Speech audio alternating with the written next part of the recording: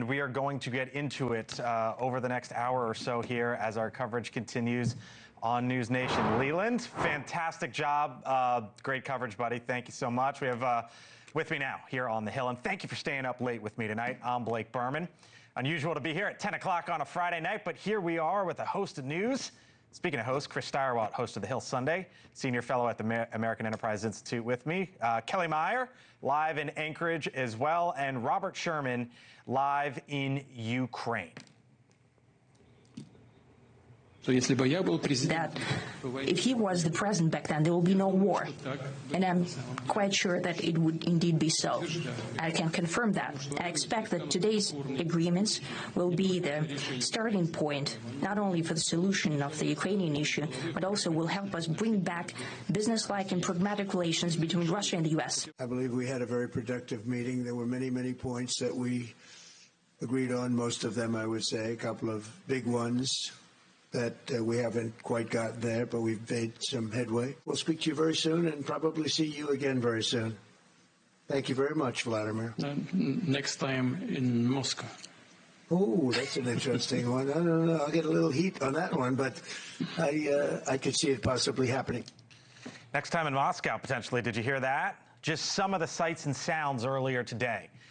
Vladimir Putin, his parting words to President Trump after a brief statement, 9 minutes from Putin, 3 minutes from Trump, after their basically 3-hour summit in Alaska. No ceasefire agreement.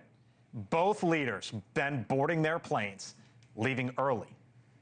Putin alluding only to unspecified quote-unquote agreements, while Trump, the president, calling the meeting productive. Neither explained how they plan to stop the fighting in Ukraine, a stark contrast to earlier in the day. It really was remarkable how all of this unfolded. It started with this, literally the red carpet. The two shaking hands, smiling. The president, by the way, walking Putin down the red carpet with American military jets flanked on both sides. And then this happened. Maybe the most remarkable thing of it all, of this whole event. B-2 bombers flying over the head of Vladimir Putin, escorted by fighter jets. Putin at one point looking at the sky. The president's clearly trying to show off American military might. The two then riding together in the presidential motorcade. And then on to that meeting, which the president called productive. Our coverage continues tonight. Again, thanks for being with us. Chris Stirewalt here with me. Robert Sherman live in Ukraine. We'll get to Robert in a second. Kelly Meyer. It's still light out there in Alaska. How about that? She was in the room for part of the events there. But Chris, I want to start with you here. I don't think we can underscore how remarkable this was in many ways. But since then, we have heard from President Trump. Yeah. I played how it all unfolded in Alaska. Right.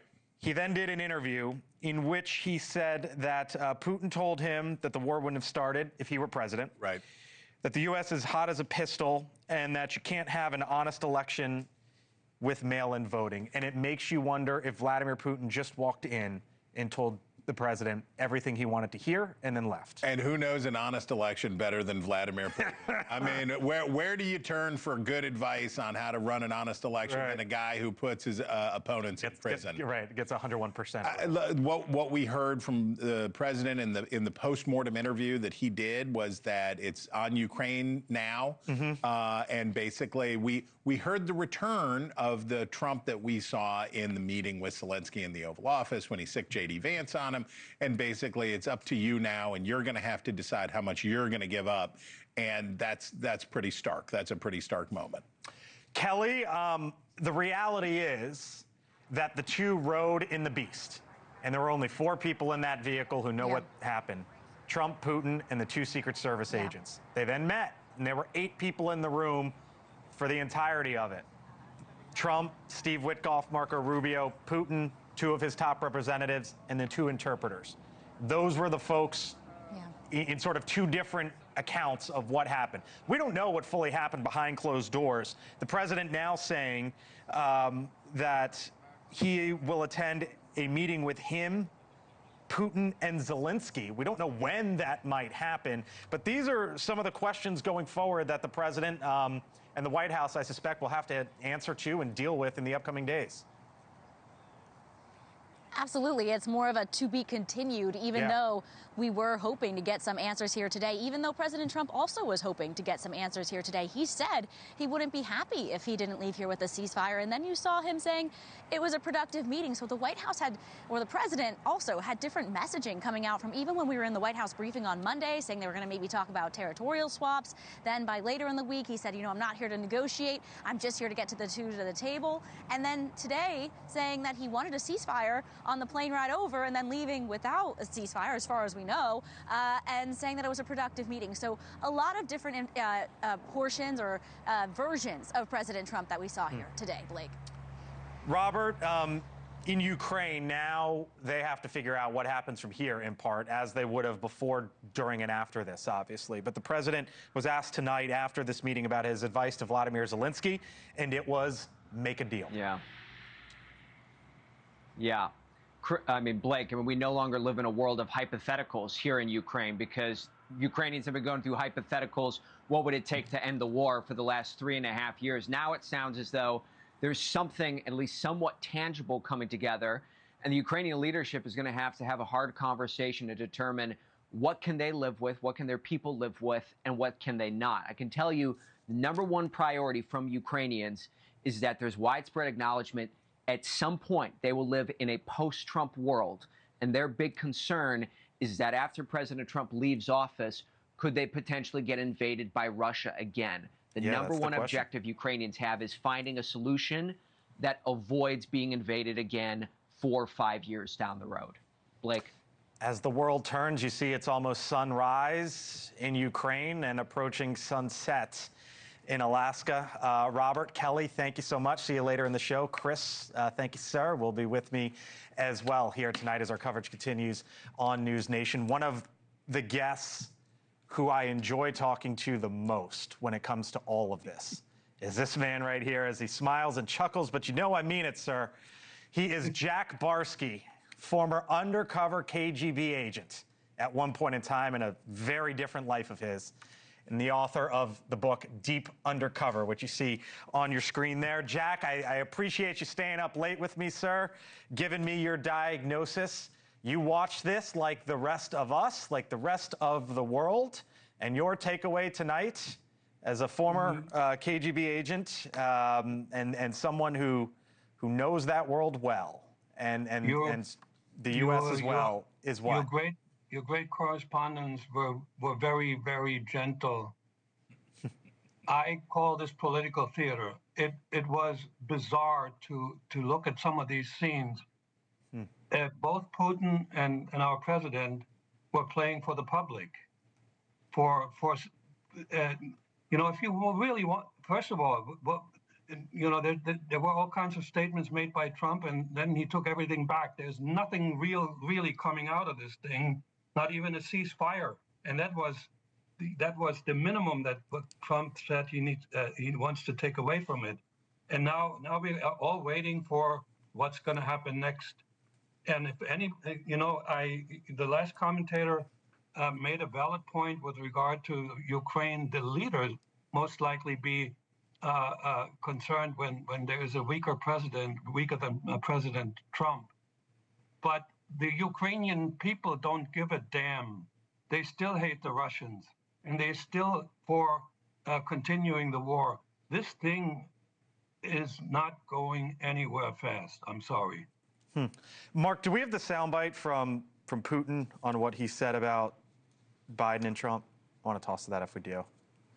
I don't know if we do, but Jack, that Vladimir Putin said that the war wouldn't have started if Donald Trump was in office. It's ready. Let me roll it for our audience, and then I want to get your reaction. Today, when President Trump saying that if he was the president back then, there will be no war. And I'm quite sure that it would indeed be so. I can confirm that. Donald Trump has been talking about that. Yeah, so Donald Trump has been talking about that for quite some time. And Putin said it today. Yeah. Did you believe, is it your assessment, your belief that Putin said that because that is the truth, or because he said that because he knew that Trump wanted to hear it? That is KG Vladimir Putin at his best, and the KG doesn't stand for KGB. It's, I mean, you know, he just played into what I believe is the vanity of Donald Trump. You know, echoing the statement that Trump himself made. So, oh God, just like that's why I just like we're talking about war and peace here, and these people are playing theater with each other. And what did Trump get out of this? What did Trump get out of this on the positive, Jack? One more thing. Does anybody think that Putin is afraid of the bombers flying overhead? I mean, what is all of that? Anyway, please, I'm sorry I interrupted you. What do you think? No worries. I jumped in because I only have so much time, and I want to get to a bunch with you. But what do you think Trump got out of this from Putin? Nothing. Other than Putin didn't scream at him, and they walked away shaking hands and making nice. What does it mean for the world? We'll leave it there. Jack Barsky. Always nice to see you, sir. I hope you come on again soon. Appreciate it. Take care. Thanks for being with us tonight. All right, joining us now. He's fascinating, right? Joining us now, Congresswoman Jill Takuda, Democrat from Hawaii, member of the House Armed Services Committee. It's late in Washington. I guess it's kind of dinner time where you are out there. So I'd say thanks for staying up with us, but I do appreciate the time, Congresswoman. Aloha Friday in Hawaii. All right, there we go. The president described this as productive. What's your assessment tonight? Well, you know, for a president that's never at a loss for words and went in there so fiery, proclaiming he'd be able to get a ceasefire within 24 hours, settling this thing from the very beginning of this administration, he was oddly quiet. And I think the only one walking away with bravado and confidence, sadly, was Putin. Literally telling the president the next time we'll meet in Moscow. He got red carpet treatment, literally escorted in by fighter jets. Quite frankly, from a negotiating standpoint, I don't think this is where you don't think that was one of the more remarkable moments, though, when Trump flew a B-2 bomber over Putin's head? You know, that is one way to show bravado, but to an adversary like Russia, that's just a challenge. Quite frankly, I don't think it's effective strategy when you're going into real negotiations. And I think Trump's silence said everything. The bottom line is we all want a ceasefire. We want peace. We want to ensure Ukraine's sovereignty. Trump thinks it's easy. He's getting schooled by Putin right now that that's not so easy when you're dealing with an adversary like Russia. So if you take the president at his word that he says that Putin and Zelensky want negotiations in person with Trump there, as the president is saying tonight, let's take him at his word, okay? And I see you nodding along there. And we don't know everything that happened. You're a sitting member of Congress. You have a lot more information, power, and insight than I do. But you and I are on the same playing field right now because we both don't know. And as I laid out, there were only 4 people in the beast, and I believe 8 people in that room that were there for the entirety that know what happened. And only 2 of them crossed paths the entire time, and that was Trump and Putin. So the story still will be told. If there is a sit down of Trump, Putin, and Zelensky, can you say that the ball was moved forward? The bottom line is Zelensky should have been in the room to begin with. We are talking about Ukrainian security. We are talking about the integrity of their sovereignty. They should have been in the room to begin with. If we were talking about meaningful negotiations that will be able to move the ball forward in stopping this loss of life, this destruction, looking at long-term sustainable peace, Zelensky should have been in the room from the first place. But he wasn't, and I respect your opinion that you believe he should have been, right? But the reality is he wasn't, and I guess what I'm getting at is if it gets to a point where he will be in the room with all 3, then in a way is that progress? The win if we're able to get Putin and Zelensky to truly talk, and America and our president needs to remember who our ally is in this particular fight. Because right now, when you take a look at how all of this has been framed, the discussions, the treatment that has happened so far, one could question who exactly is he more friendly with? Russia or Ukraine. It has to be Ukraine. We have to start being very firm. Putin literally walked away on a red carpet. No ceasefire, no sanctions, and no deal. Okay. So as far as he's concerned, he's up on the ticket right now. I think it's 4:17 where you are right now. Is that correct? It is. It's just the afternoon. It's just the afternoon. It's 5 o'clock somewhere, 43 minutes away from where you are, Congresswoman. Thanks for being with us tonight here on the Hill. Appreciate it. Follow. All right. Have a good one. Still to come tonight. What does the governor of Alaska think about all of this? What a big day for the state of Alaska, hosting this historic summit. The governor of Alaska was on the plane with the president before all of this unfolded. He's going to tell us on the other side of the break what Donald Trump told him. And how did the president's tone change before the meeting to after? Full panel here with me now. We're not used to, or coming up here later tonight, not used to being here at 10:18 on a Friday night, but here we are. We're doing it. Thanks for being with us. I'm Blake Burman. Other side of the break in 4 minutes.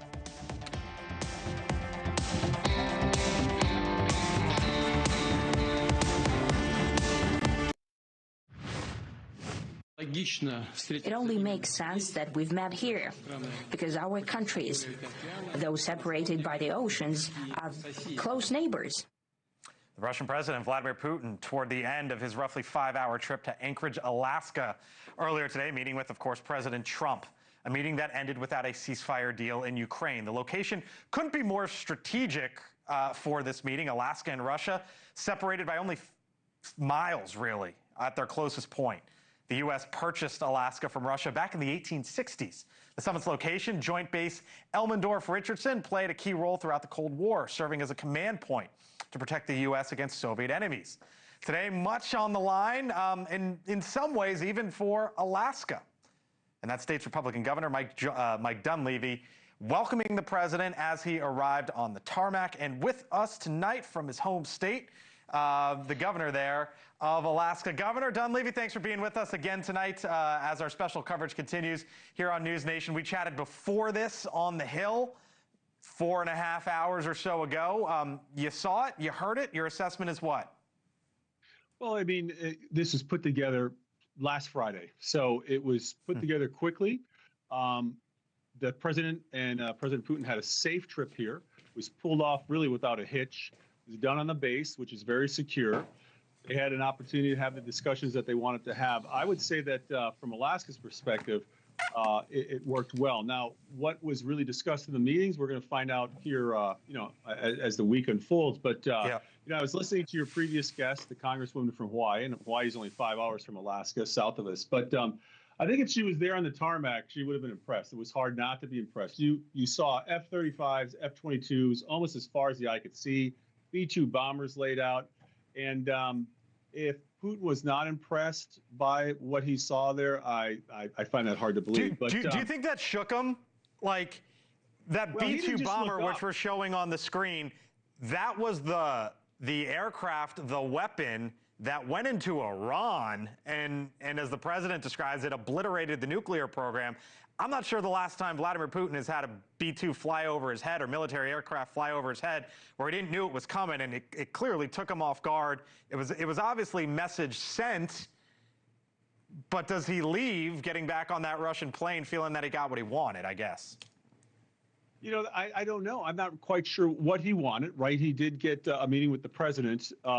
This war is a terrible war. There's no doubt about it. And we all want a ceasefire. We all want a just peace. But you have to begin somewhere. And that was today, a discussion between the president of the United States and the president of Russia. And right. I have no doubt that President Zelensky and Ukraine will be absolutely an integral part of future discussions. They have to be in order to get a just peace. But again, I was listening to the prior segment, and the Congresswoman was, I basically said, I don't think she thought that Putin was impressed. Look, we have all the cards in America. Our economy is the greatest in the world. Our military is the greatest in the world. We are coming from this from a position of strength. Yep. Russia's in trouble. Russia, their bombers, strategic bombers, they still use propellers. That was a B-2. So world of difference, a generational difference between their military and our military. So we've got the cards. I think President Trump is going to leverage something good, I hope, for the world, for the Ukraine and ending this war. And, you know, a lot of people like to count the president out. How many presidents have been involved in so many peace discussions, so many peace agreements, the Abraham Accords, et cetera? I can't think of one in history. And so he is using some political capital on this stuff. Here's what I want your perspective on. And, you know, we had the Democratic Congresswoman on, your Republican governor. Here's what I want your perspective on. Vladimir Putin opened up his remarks by saying this, and then I'm going to get your reaction on the other side. Good afternoon, dear neighbor. Very good to see you. In good health and to see you alive. I think that is very neighborly. And I think that's some kind words that we can say to each other. We're separated by the Strait of Bering, though there are 2 islands only between the Russian island and the U.S. island. They're only 4 kilometers apart. We're close neighbors, and it's a fact. It's also important that Alaska has to do with our common heritage, common history between Russia and the U.S., and many positive events have to do with that territory. Still, there is tremendous cultural heritage back from the Russian America. He's clearly trying to warm up the president there, but I wonder from your home state how that message was received from Vladimir Putin. Oh, we're as American as we're probably more American than many states, to be perfectly honest with you. I mean, this is a state that was purchased as a territory from Russia many years ago in 1867. But if you flash forward today, 2025, this is America. I mean, Alaska is American so much more. We have more retired military veterans per capita in Alaska than any other state. The military is a robust military here in the state of Alaska. We're a Second Amendment state like no other. Yep. I mean, the Russians ever thought about coming over and weren't worried about our military. But when people in your state hear that, Governor, I wonder what they thought. You know, there's no doubt that Russian place names and surnames are still in existence here, and there are Orthodox churches here. But this is America. This is America on the frontier. I mean, we take great pride in our state, and we don't look to the west, to Russia for you know, nostalgia purposes. This is the United States of America, and this is the 49th state. Governor Dunleavy with a big day in his state with us tonight here on News Nation, late into the hours, though dinner time where he is. Governor, thank you so much. Appreciate it. Have a great weekend. Thanks. Of course. All right, still much more ahead tonight as our coverage continues here. The president saying today that the meeting with Putin, a 10 out of 10. That is how he is describing it this evening. So what comes next? And we're back live in Alaska, live in Ukraine. Kelly Meyer, Robert Sherman. Hello to you both. My goodness, think about that. 2 different parts of the world, and the sun's out in both. Good morning to Robert. Good evening to Kelly. They're on the other side of the break.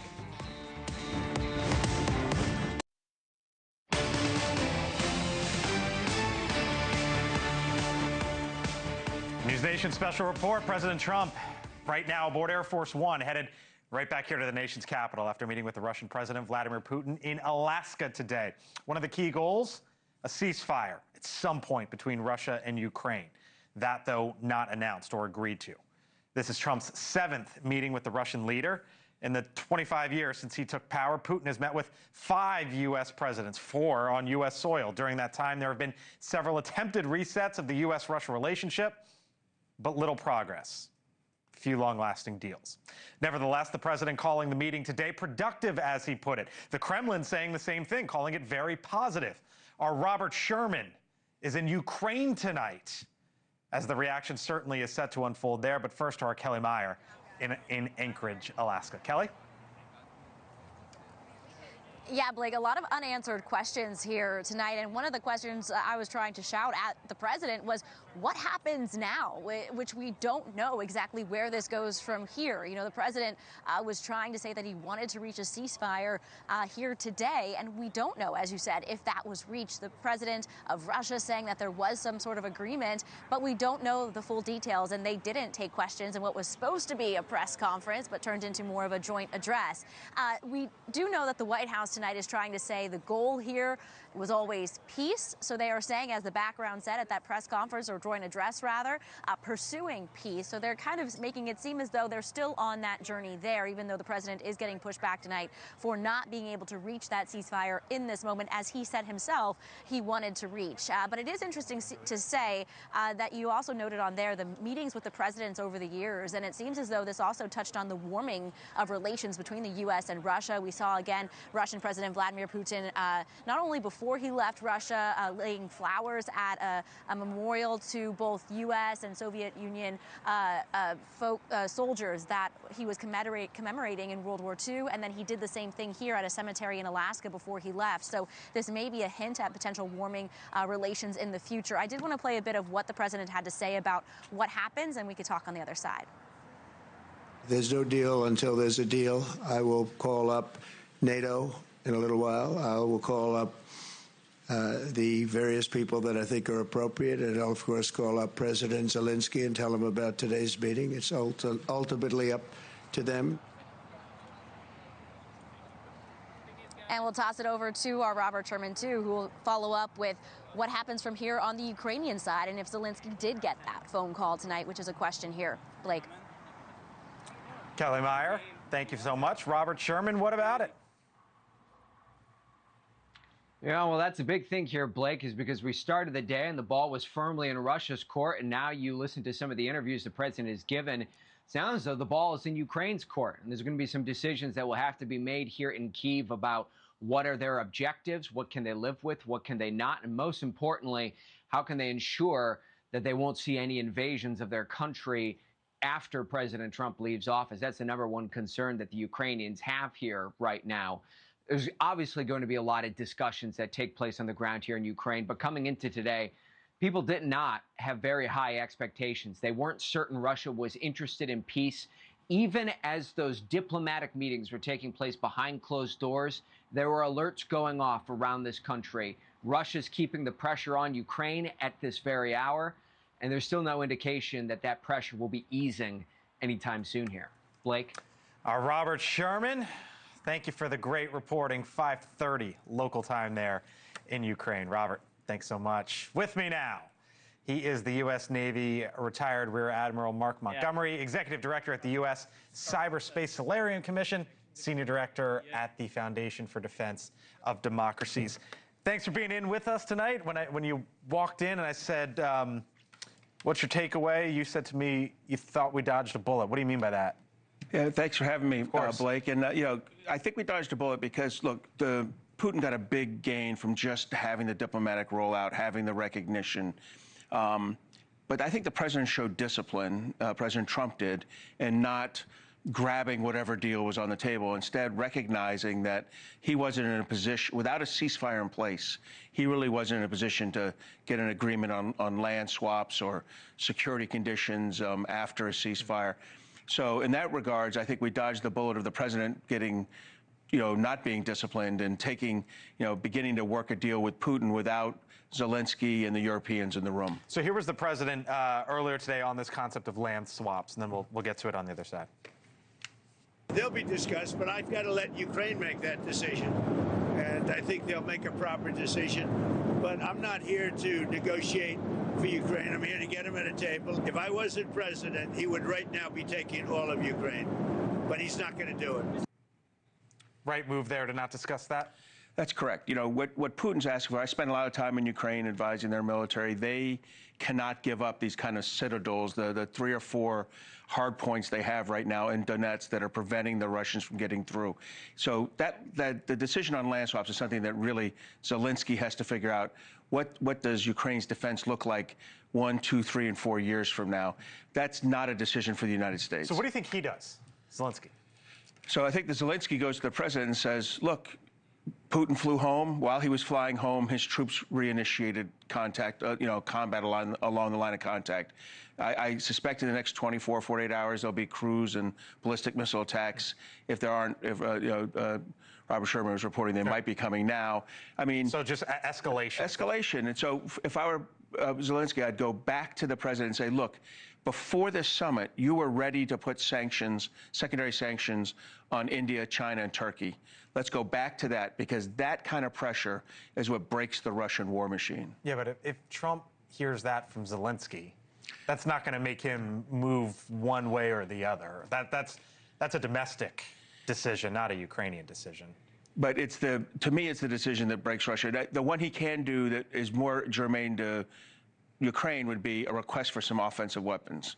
I mean, we're at that point now where, not that the United States gives them, but the United States allows Europe to purchase them from U.S. stocks. And I'm specifically thinking about the ATACMS missile, which he's down to a handful of. You know, President Biden never let him use them properly. If President Trump gives them the weapons, gives them the proper, lack of restrictions to use them effectively, that can really put some pressure on Putin. When Putin's flying back to Russia right now, let me leave you with this, and he sort of sits back and thinks about what happens, and he goes, wait a minute, they flew a B-2 bomber over my head at a moment in time. Yeah.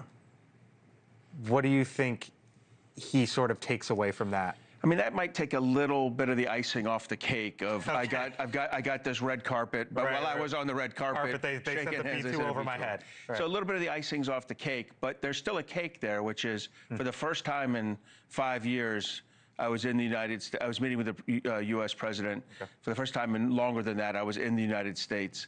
That's a diplomatic win for him. All right. Admiral, we'll leave it there. Thank you, sir. Thank you. Appreciate it. Thanks for coming in tonight. All right. When we return on the other side, when two world leaders like Trump, like Zelensky, get together, the world watches, and every word can have major implications. Full panel on the other side with how it started and how it all ended. Or is this the end? When we return.